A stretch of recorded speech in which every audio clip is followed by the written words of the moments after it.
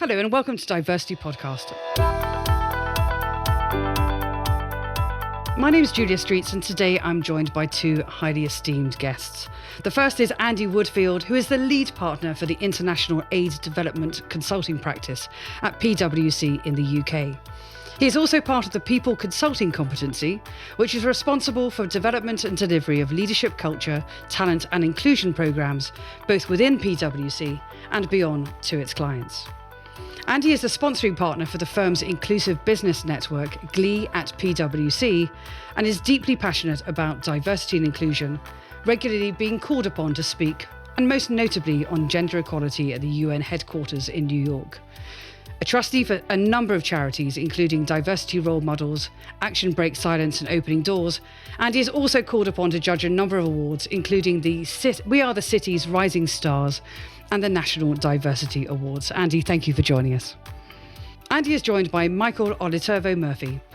Michael is a customer experience leader at Mercer UK and Ireland, and he offers 15 years of experience in international operational management, a career truly centred on customer service, customer design, customer experience, and indeed customer satisfaction. In addition to the day job, Michael is the co-chair of Mercer's UK LGBT+ Ally chapter, and his focus is on supporting diversity and inclusion goals to increase equality and awareness around inclusion, which is all focused on engagement, education and empowerment. Michael, thank you for your time to be here. So to start the show, we always invite our guests to spend 60 seconds talking about your own organisations, what you're up to, and then we move on to a further debate. Andy, let me start with you from your perspective at PwC. I'd say diversity and inclusion's become a real obsession of ours. It's something that we work on every day. It's something that I would say we don't have it fixed, but we've tried almost everything.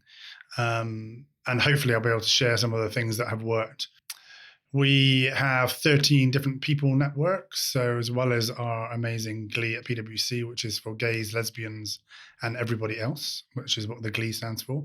We have a gender balance network, a ability and disability network, many networks on a range of different topics to, I guess, firstly, create a safe space for people, but also then to engage the majority of people in a new level of education understanding, to be more open-minded and respectful, so that we can truly create an environment where people can be themselves. Because as Stonewall would always tell you, when you can be yourself at work, you perform better. We are decent people, but sometimes people need to understand a different perspective, to understand someone else's truth, and to understand the impact of some of their views and opinions on others. And we desperately want people to not act like they're successful and not act like they're happy at work, but to be successful and happy at work and to be themselves. So it's not just that we're nice people, we're doing it for business reasons, because we know that if people can truly be themselves, their emotional energy and capacity is on the job. It's not on their performance of pretending to be happy or pretending to be successful. And one of the things we've talked a lot about on the podcast series is about, when things are aligned around a business corporate intention, that's when you really drive change. Michael, let me turn to you. So busy with the Ally network. Tell us about the allies. So I guess the really important part of any LGBT network, and in fact any D&I network, is that you're driving diversity. You're celebrating diversity. You're helping people who are from different backgrounds, cultures, faiths, religions, behaviours, genders, sexualities, and every other difference between people to come together and to feel comfortable together. But the really important part, and I think particularly in a large corporation like Mercer, is to drive inclusion as well.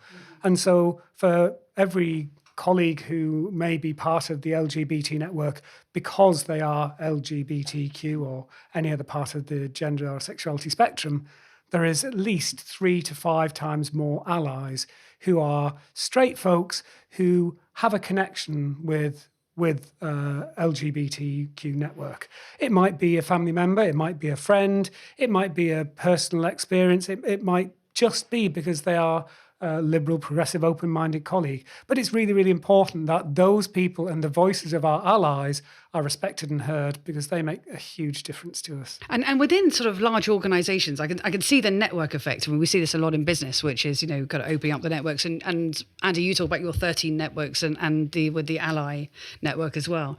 Do you see evidence of that driving organisational change, or does it tend to go, one or two layers beyond, and then it sort of peters out of it? How do you push that out even further? I think it starts at the top. So very proud of our UK CEO, UK and Ireland CEO, Fiona Dunsire.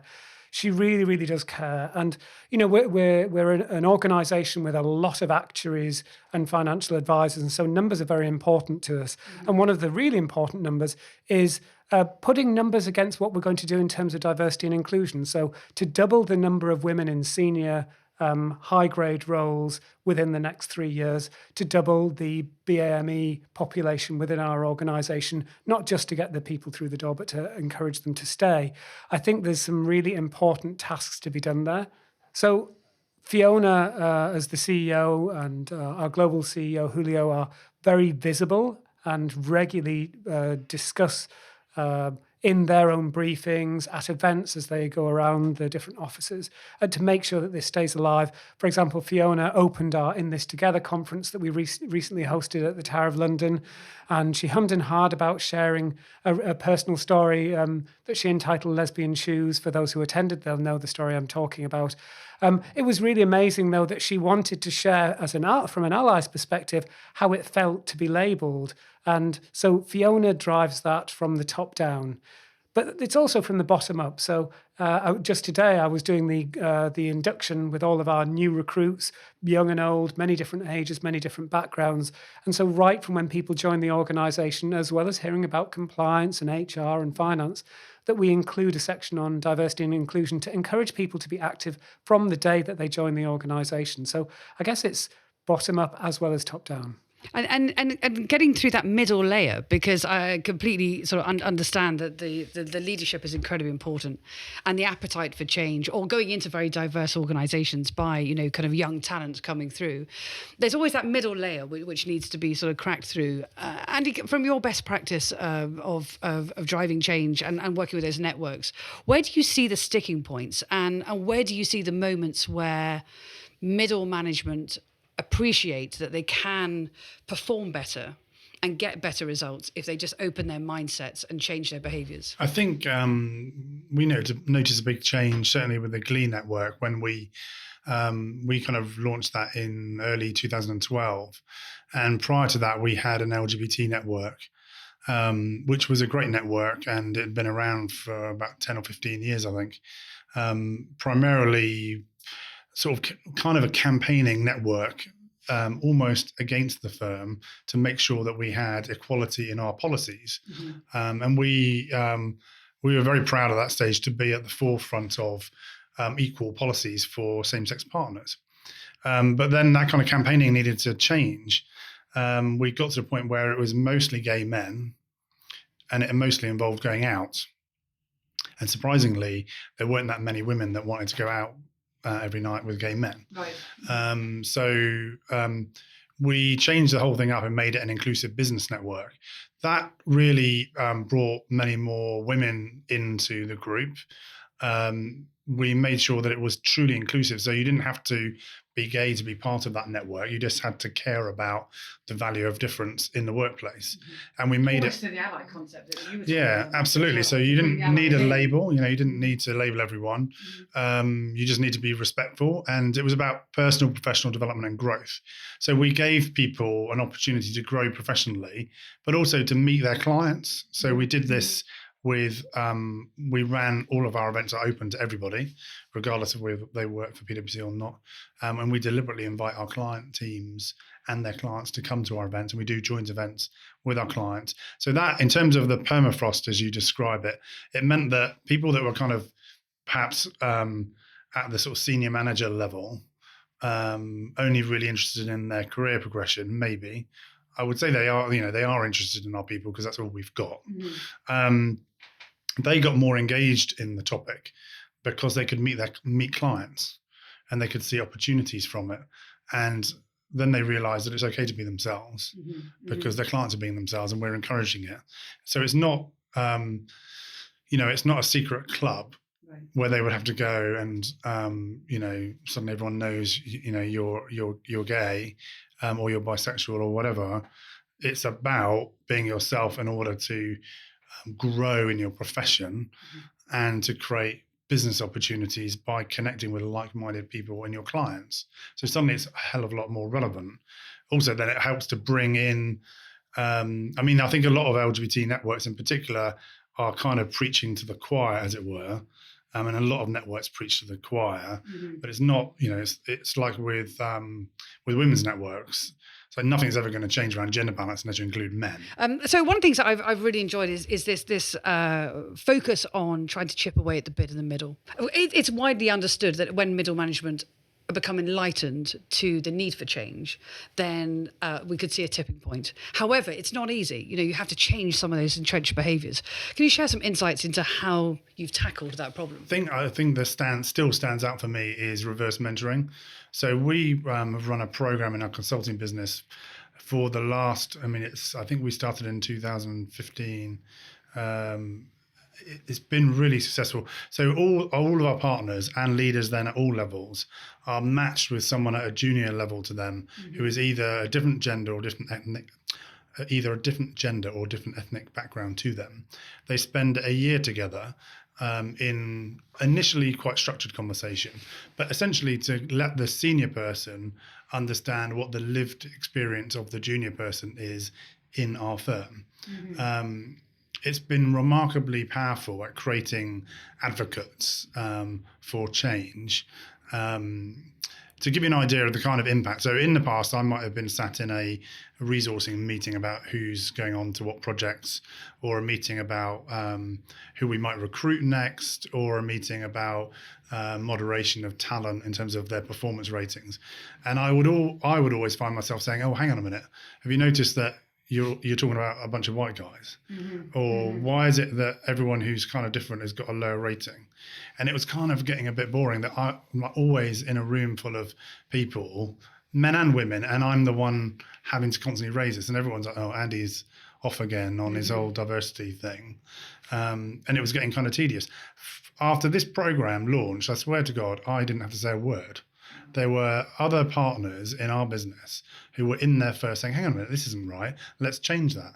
Did you know this? Did you know that?" It was amazing.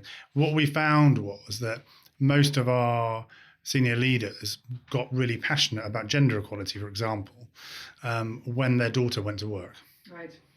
So it's crazy, isn't it? So I'm like, well, we can't afford to wait for everyone to have a daughter who's going to work. Right. So let's give everyone a younger person from our firm and share their lived experiences. So the great thing about it is it's emotional learning, not intellectual and logical learning. And that's what really gets people, and then their behaviour change. And people talk a lot about sort of coaching and role models and mentoring, etc. I mean, Michael, just responding to what Andy was just saying, is this something that you've been looking at as well in terms of the dynamics of showcasing and collaborative working to shift change? It kind of takes me back to, so I spent 7 years heading up customer service for Virgin Group globally, and Richard Branson's ethos was about flipping the usual business model on the head. And he said that if you have happy, engaged employees, they deliver delight to customers. Delighted customers spend more, stay longer, save you a fortune on marketing, and will ultimately deliver the shareholder return. And the point is that if I want my people to love my customers and my clients, they need to empathize. And so what we're doing with this reverse mentoring approach is really great, because we're not seeing the middle management as the problem and backing these male, white kind of seniors into a corner. But what we're saying is that we acknowledge that there is an issue that needs to be fixed, but let's empathize. And if they don't know how to approach a lesbian member of their team and say, "How was your weekend? Is it your partner or your girlfriend? I don't know what to say." then let's not see it as a problem. Let's empower and engage these people. And I think this is the brilliant part of reverse mentoring, and it has such a positive effect. And I do wonder whether actually in some of the LGBT networks, has that shifted into being much more open about inviting more people in? And I'm really kind of interested by the whole inviting your clients into that. Are you seeing more demand from clients to demonstrate that you're thinking more broadly about diversity and inclusion as an organisation, or is it just it's good to know you've got a scheme? I think there is a mixture. There is definitely potentially some box ticking going on, but there is also some of our clients who are pushing quite hard to see demonstration of our commitment and of tangible results. But the most progressive and I guess the most visible part that I see it, and it's back to the point around that ice cold frozen middle layer, that there's a lot of people who don't know what to do, and they almost remove themselves from the corporate organization. So, I realized that there was a lot of discomfort about some of our clients didn't know how to talk to us. We didn't know how to talk to some of our corporate clients about, do you just chat about your wife when you're a woman and just suddenly slip it into the conversation? So we decided to run a series of events that we're calling Unbundling. So we had Unbundling Trans, Unbundling Lesbians, Unbundling LGBT and Families happening next week in our Woking office, and we're live streaming it across multiple offices. And again, getting clients to come in and listen in, share, ask questions, and making an open, honest, safe space where those who don't know can ask, because it's not just about a safe space for LGBTQ folks, it's also about a safe space for those who are on the periphery of the allies who say, I would love to be able to support this person in my team or have this conversation with my client. I don't know if I can use the word queer or not. Right, yeah. And actually language comes at the essence of change so much. I mean, again, throughout the podcast, we've been hearing people say, you need to be quite brave to admit that you don't know. And for individuals, and it's almost binary where people go, I want to engage or I don't want to engage. And there's a push and pull about going, it's not that scary. And that mindset shift that kind of comes with it. Are you doing lots, and you see initiatives that are really tackling that core question about language and tackling the uncomfortable conversations? Andy? Yeah, so we have a program called Colour Brave, which is about talking about race, in particular, what the barriers are for Black women and men in business and in our business specifically. And that came from a piece of social media that I did a while ago where my entire social media audience, who will happily retweet a pair of Louboutin shoes, wouldn't retweet anything about race. And when I engaged them, they said in a poll, 70% of them said that they were scared to talk about race. So I think this idea of stories, of conversation, of creating safe space for conversation in order to bring the majority of people into what sometimes feels like a minority conversation is really important. And being, our Colour Brave initiative is about being brave to talk about colour and race. And being brave enough to get it wrong, but being respectful enough to listen to the other person's truth and understand them, and to really take action. So from a race perspective, this issue of progression for Black women and men in British business has kind of been observed for a very long time, but it needs dealing with. Right. And if we're to deal with this kind of issue, as a white guy, I have to shut up and listen and understand and try to learn something, and I need to take action. So one of the things I chose to do was to do a series of carpool kind of interviews with a number of senior Black women and men to really understand what those issues are, what those barriers are, so I can learn, but also to try to share that learning. And if we are not prepared to create the space for conversation, we will not learn, and then we will not have an opportunity to implement what we have learned. So it starts with that space and that learning and the conversation. And are you finding that the different networks are learning from each other as well? I wonder whether there's progress in isolation sometimes, and can we see evidence where the LGBT networks that may well be in some regards heralded as the great progressors. If you look at the kind of the journey that we've been through, that can actually show some best practice to questions around race. And are we seeing some cross-learning in that? I think in an organisation,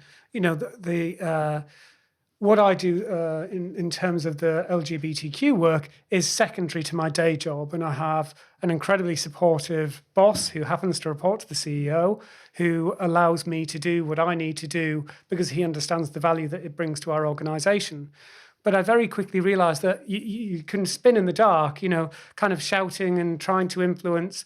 And any larger organisation, corporates with multiple offices, we're fortunate enough to be part of multiple groups. So working with our sister companies, Oliver Wyman, Guy Carpenter and Marsh, allowed us to do the In This Together event, where we wouldn't have probably been able to do that in such a short space of time had we just been working as Mercer. But also then to work across the different business resource groups, to work with Vine, our women, as was the Women's Network, the Growing Professional Network, that was the Young Professional Network, our AIM, Access and Disability Network, and our BAME network. Actually, there is a lot of common issues that we face. And again, there is a lot of allies who want to work with us, want to help us, that actually don't know what they need to do or how they can engage. Mm-hmm. So by sharing, I think you can pick up on some useful advice. And I think as well, what you see is it's not just doing it within your own company. You go along to most events, evening events, lunchtime events, and they are open to other organizations. And you find yourself in a competitor's office listening on a topic that is something that your organization wants to learn on. It's very nice to see that humbling effect of D&I actually removes the competitive spirit, because where we can share a success that we've had between businesses rather than keeping it as intellectual property is something that I think we should all be proud of. So that I think is really important, to do the inside-outside thing, but also to do the intersectionality thing. So we for a long time kind of came to the conclusion that we couldn't run LGBT-only events. So as a gay man, I am a gay man, but I'm also I'm also a partner in PwC. I'm also lots of other things. I've got other responsibilities, and I and many other people will manifest into many different networks. So whether you're a parent, a carer, whether you have a disability, I've yet to meet anyone who doesn't struggle at some level with mental health. So we take all these strands individually. And often there are events that are designed for individual elements of who we are as human beings, but that's not how we are. Right. So we made a decision a few years ago that all of our events would be in conjunction with another one of our people networks. So we would do work with our BME network, with our other faith networks around faith and sexuality, with our mental health network, and also then to do that with a client. So there's collaboration with a client. So it's internal, external, and multi-strand. So you don't just get stuck in your corner as an LGBT network. Right. Yes. We found it to be much more powerful. And that way, to come back to your question, we were able to share our platform that we'd created with our Glee network with the other networks that maybe weren't quite as out there. I mean, obviously you get a bunch of gay folks together and their allies, they're all very energetic and they want to change the world. And we do. And we realized that we'd created a great platform. We had amazing sponsorship, as did the other networks, but they hadn't always activated that sponsorship in terms of executive level sponsorship in the way we had. So we were able to pull them in together by doing events together. And working more effectively together to change things. It's a great example with the, what we've achieved as LGBTQ networks, and marriage equality. We've ticked the box. We're pretty well almost in the inner circle now. Oh, great, so we can feel like we've made it. But when you think about admitting to mental health issues in the workplace at any level, or whether it's you or your family member, and that it is impacting your ability, there is still so much stigma associated with certain issues. And I think we may have to think quite far back in the UK when it felt so uncomfortable to be LGBTQ. You know, certainly my early career in corporates left me with a very bitter taste in my mouth, and I left corporates for a good 15, 20 years to work in technology and startups where there wasn't any of that bias and that discrimination. And I need to remember back to how it felt in that scenario, because this is in reality how it feels perhaps for those with mental illness, mental health issues, sorry. And so in order to support our perhaps newer, people groups, we need to think back to how we made that early progress. Yeah. And I think the energy that we have now comes from the progress we made. And for the newer resource groups, it's really, really hard slog that they're making tiny, tiny steps and they can't see light at the end of the tunnel. So I think it's so important that I love the idea of partnering always with events. And, we've got a lot of interest in mental health. We realise that in Mercer, it's one of the, if not the largest reason for absenteeism in the workplace. And so there's a real business cost to it as well. And it's in the business's benefit to fix, an awareness and to make things, much more comfortable for people. So let's take a quick pause there and hear what data and detail Robert and Cynthia have found. But just before we do, I wanted to get a bit of housekeeping out of the way. If you enjoyed DiverCity Podcast and subscribe to the podcast via iTunes, could you please give us a review or a rating, because it really does help promote the show to a wider audience. So, Robert, Cynthia, I believe you've been looking at the importance of mental health in the workplace this week. That's right, Julia. Working conditions and the working environment can have a huge impact on mental well-being, and equally someone's mental health can have a big impact on their ability to do their job well. According to the charity, the Mental Health Foundation in the UK, around 1 in 7 people experience mental health problems in the workplace. Women in full-time employment are nearly twice as likely to have a common mental health problem as men who are employed full-time. And the charity also says that 1 in every 8 days taken off for sickness can be attributed to a mental health condition. And so clearly there are benefits for both the employee and the employer when we invest in mental health. Absolutely. We know employees will benefit directly from investments in their mental well-being. However, it's worth pointing out that the Mental Health Foundation also reckons money spent on mental health support can save UK businesses themselves up to £8 billion per year. I'd say that would be money well spent. Mental health's a subject we haven't yet covered on the show, but we do have plans to bring it to our discussions in a future episode. Just a final point before we go. Over the last few weeks, a lot of our guests have talked about the importance of mentoring. To back this up, the 2016 Deloitte Millennials survey suggests having a great mentor is a key factor in improving employee engagement for the 18 to 25-year-old age group. The survey said that millennials planning to stay with their employer for over 5 years were twice as likely to have had a mentor than not. For those planning to leave their employer within 2 years, over a third were unhappy with their mentoring they had received. Again, it seems as though proper investment in staff development is a price worth paying. Indeed, and thank you very much, Cynthia and Robert.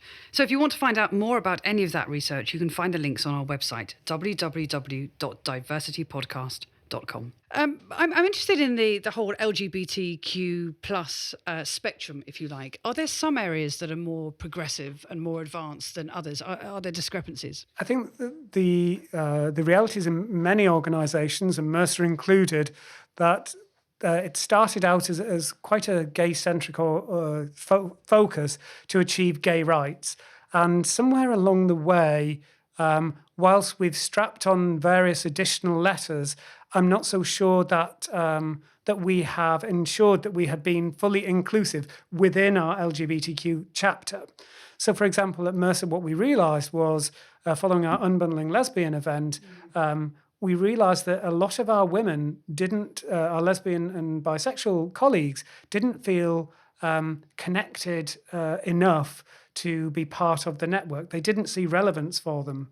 Mm-hmm. And this was interestingly the same whether you were single, civil partnered or married, or with kids. And it almost felt that we were excluding our colleagues.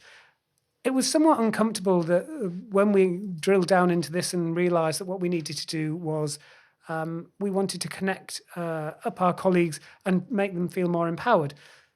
So what we needed to do was to reach outside of our organisation, and we were working with an organisation called LB Women, which is a network exclusively for lesbian and bisexual women to mentor, to network, a lot of it online and virtually, and to encourage and support empowerment.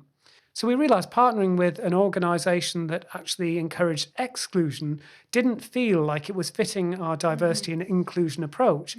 And that felt very uncomfortable. But as a network, we talked, we discussed with our LGBTQ colleagues and our allies, and we realised that for the greater good, that this was a step that we needed to take.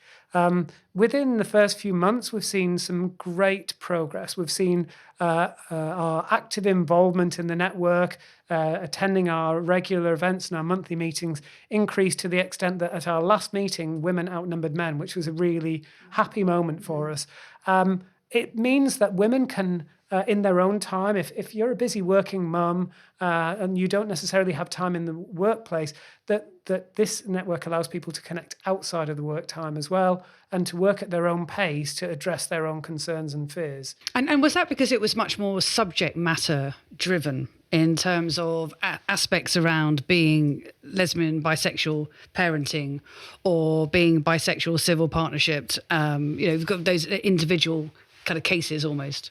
So I think it's something that we see more coming through with millennials, who are less inclined to assign themselves with fixed, rigid gender and sexuality brackets.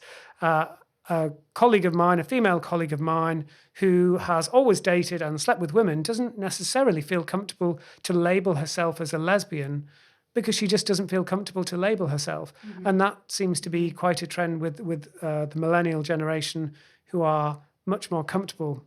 Perhaps my generation, as a previous generation who faced greater degrees of discrimination, are proud to wear the gay, the lesbian, the bisexual or the transsexual badge. And for younger generations who perhaps were born into a more progressive society, that's less important for them, and that's a good thing. And there's a grey area in between, which is, for example, my experience is, actually as a gay woman in the city, is that I would just wanted to keep my head down. I worked in the world of capital markets. I just wanted to get the job done and be known for the job that I was doing. And then obviously I think now about the context of being role models, etc. But actually that there is there are different dynamics at play. There's sometimes there's fluid definitions, as we're saying, and sometimes it's about a willingness to engage and relevance as an organisation as well. And in the context of all that fluidity, and we're talking about diversity and inclusion in its purest sense, right the way across the board. What do you see as being, from a leadership, when you're leading a dynamic organisation where all of these elements come into play, what are the key things that people should be thinking about in terms of inclusive leadership? I think it's really interesting. So I think everyone's rightly obsessed with trying to get a diverse workforce. So recruitment policies, equal pay, et cetera, to try to make sure you encourage diversity or diverse-looking employees. So you have a kind of a lovely portfolio of pictures that you can put in your annual report. Yeah. So it's great to have a diverse-looking set of staff or employees, but are you really allowing them to be different? So I see these things as kind of like a maturity level, that you've got a diverse-looking organization, but are you allowing them to be diverse? If you're allowing them to be diverse, you really need a different kind of leadership. So our traditional leadership is quite hierarchical. It's kind of based on lots of good theory that was developed around the time of Henry Ford. It was based on sort of intellectual capital. So you're led by me because I know more than you, and I'm higher in the hierarchy than you, therefore you will comply. And that kind of leadership is great with a homogenous workforce. So you could have a diverse looking organization as long as they all act the same.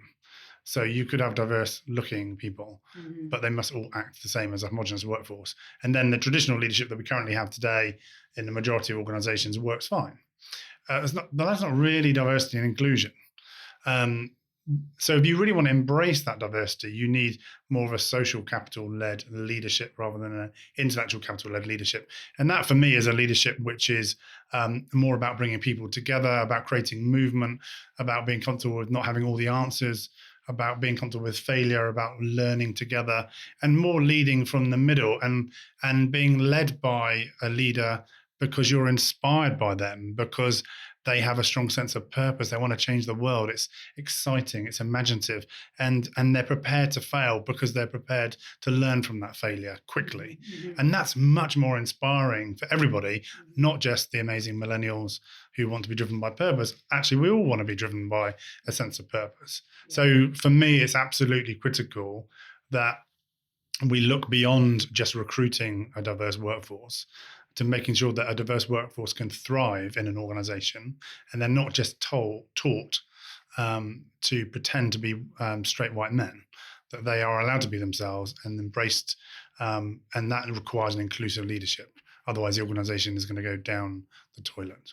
Which is a perfect place to end it on a rather depressing note about going down the toilet. But I think the point is really well made about, and this has been a really great conversation, because time and time again we come back to this kind of central issue around how does that middle management layer change and inspire, and inspiring for the middle, I think is incredibly important. And you're right. I mean, everybody wants to get up in the morning with a sense of purpose and with a sense of energy, and what better way to do that? And every initiative that focuses on that is ultimately going to drive change. So thank you both. I know you're both exceptionally busy. Not only do you do this aside from your day jobs, which is extraordinary, but you've taken the time to be with us today. Andy, Michael, thank you very much indeed. This episode of DiverCity Podcast was produced by me, Kieran Yates, on behalf of Julia Streets Productions. Thanks to Cynthia Akinsanya and Robert Pinto Fernandez for their insights. You can find out more about the guests on this week's show on our website, DiverCityPodcast.com, and that's diversity with a C, not an S. Whilst you're there, you can also sign up to our newsletter for all our latest updates. To be sure of catching all our future podcasts, subscribe to our feed in iTunes or your favourite podcast app. And if you've enjoyed this episode of DiverCity, remember to give us a rating or review in iTunes. It all helps promote the show to a wider audience. Finally, our Twitter handle is @DiverCityPod. Thanks for listening.